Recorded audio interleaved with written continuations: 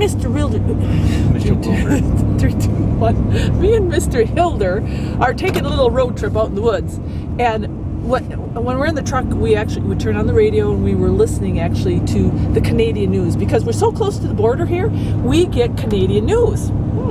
So this is really interesting about what's going on in Canada because Canada has a goal, not the people, but the government.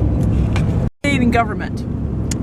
They want to legalize pot by Canadian Day next year, and the conditions, the terms that the government is setting is that they have control over distribution, The product. and pricing. I mean, they just want to collect the cash. They want to collect the cash. They want to be part of they want to be the drug dealers. Yeah.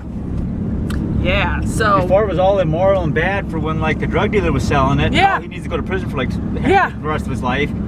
But suddenly it's okay for the government to do the same thing, collect the cash, and everybody's happy. and be the Be the distributor. Yeah, the weed producer and Wow. distributor, and that's all okay. And then this is my question: what happens to all those people who are serving jail time, prison sentences for selling marijuana? And now that the government is going to flip, and it's going to be legal because they're controlling the product, what happens to those people? That is good. Do they get out of jail for free? Huh? What do you think? Do you think they're going to get out of jail for free? The government, there's no getting out of jail for free. Yeah. And I'm not. So that's what I don't understand is how the government, it's like they can set whatever standards they want, morally or immorally, whatever they want, and it's the people that have to suffer. And it really is, because now that's what Canada's doing. They're saying it's okay. It's okay because they're controlling it. And there's probably a lot of people who have been sitting in jail or in prison and their lives have been ruined. And I'm not saying, trust me, I'm not advocating that what they did was okay, selling pot or whatever. But you know what? When it comes to crimes, are you kidding me? I'm just going to give you my opinion. Are you kidding me? We've got pedophiles out there. We've got murderers out there. We've got some really bad people out there. And I've heard stories here in the United States of some of the people who they had some weed on them. They ended up going away for a long time. How many people do you kill and I don't do weed. I don't have nothing to do with none of that stuff. I might have like a beer once a year or something. But it's like, how much does weed kill? Probably zero. All the people I met when they're on weed, they're just like non-violent, want to relax and chill out. Alcohol, 100% legal. Yeah. Get trashed, want to fight, be violent, kill people, smash cars up, run people over. Yeah. You pay those consequences, but meanwhile the damage is done. Yeah. And then Monday morning, you get up and you go to work. Woohoo! I don't get it. Yeah. It makes no sense. You know why? Because the government benefits. Same thing with smoking cigarettes. I mean, I don't want to offend anybody that smokes, but I mean, come on. Bottom line is, it's going to damage your health down the road, and then who's got to pay for it? Me, the healthy guy. Known fact: you inhale inhale smoke in your lungs, it's going to be bad. Yeah. So what does the government do? They tax the living crap out of it, and then by the nature of smoking, a lot of poor people smoke.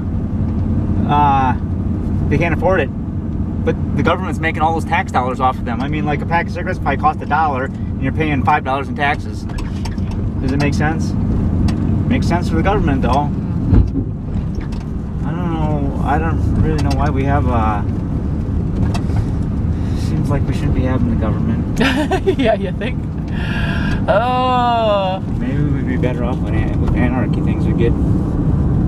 Mr. Hilder wants anarchy. I don't want anarchy. I didn't say I wanted that, but I know, but this is, these are some of the conversations all that we governments had.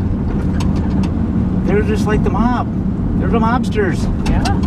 And then we got to follow their rules, whether they're right or wrong. It's like, well, I just go by common sense. It's like you don't get to be a political genius to figure a lot of this stuff out. Yeah. You're being screwed.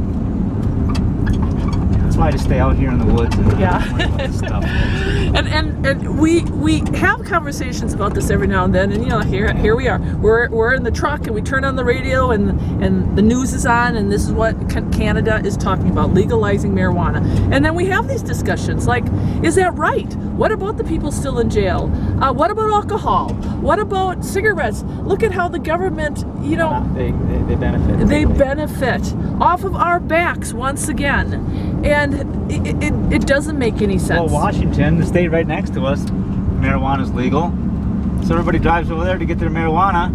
When they come back here, and then you get caught and you go to prison. Yeah. But it's totally legal to go over there and exactly, do whatever you're doing. Exactly. And this is the thing, as a nurse too, I'm sorry people, there are good benefits to the use of marijuana. The marijuana oil is, they've done research with kids who have grand mal seizures and certain types of seizures. The oil is very beneficial, it's good for pain. You know, we overprescribe. Look at what we prescribe people. Oxycodone, fentanyl patches, Darvocet, you name it, Ultra, whatever. There's so many, you know, and the anti-anxiety meds. Me being a nurse, people are addicted to this stuff, addicted, and they, you know, and it starts off with a legal prescription. Everybody says marijuana is a gateway drug. Yeah, and then marijuana is the gateway drug. Gateway to prescription drugs are becoming the gateway drug. That's the gateway drug. Yeah, and you wait, the government will probably get involved in prescription drugs. Why? Because they make a lot of money. They already are. Well, right now the pharmaceutical companies are making a lot of money. The government's benefiting. Yeah, somehow. But you know, you look at that. So you know, we drive around, and we listen to the news, and these are the conversations we have. I don't know. Are you guys having the same conversations, and not getting this? Are we missing something? I don't know. Are we missing something? I don't know. You just go vote, and people seem to think that solves everything. Yeah, It's like just vote. Oh, our vote's going to change everything. They give you pick A and pick B, and meanwhile the system's still the same. And that's why when it comes to the whole government thing, that's the thing. People argue about Trump versus Hillary and Obama and Bush and all that stuff. It's like, don't be fooled. The government is not our friend. We should support our enemy. We should support our president. You're gonna go be groaned for. Well, it's the truth, though. You shouldn't support the president right now, you know. And I'd rather have Trump get in than Hillary, but still, don't matter which president, because this war thing with Syria, it's not. Well, some are calling it war, some aren't calling it war. If somebody shot bombs at us, would that be an attack on our country? Of course it would be. We went over and bombed their airstrip because of supposed reports of gassing children and all this and that. Do we have any evidence? Well, the media tells you they do. It's like Putin said, show the evidence or it don't exist. Constitutionally, this is not right. And all the presidents that have done anything to do with war, it's been wrong because they don't get the confirmation from Congress, and Congress looks the other way. They have 90 days. They can only do like in some kind of dramatic dangers or whatever, and they do this kind of stuff, and no one calls anybody out on it. It's like, oh, the politics are supposed to figure that out for ourselves, but you look at the Constitution, and it's like, what's this Constitution? The Constitution's jack crap. Don't mean nothing. Don't mean jack. I'm telling you. Okay. I got better things to do. Yeah, that's our tidbit for today's video, and probably going to have a lot of controversy because there's a. Well, I don't know. But who knows? It kills me. It kills me.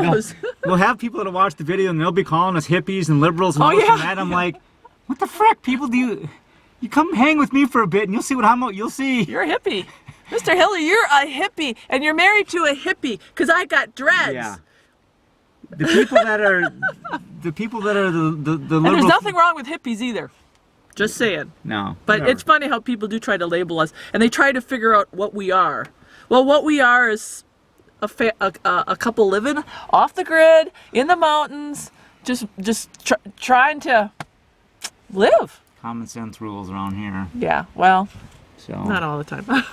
Okay, let's go. All right. Bye, friends.